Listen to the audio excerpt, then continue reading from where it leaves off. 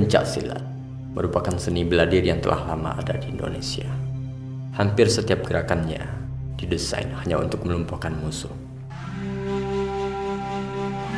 Seiring waktu, pencak silat mulai tergerus modernisasi. Pengaruh budaya luar ditambah dengan gerakan yang membahayakan menjadi alasan pencak silat sulit untuk bertahan di Indonesia. Mereka terkubur jauh dalam kegelapan, menunggu saat tepat untuk bangkit kembali, dan inilah saatnya.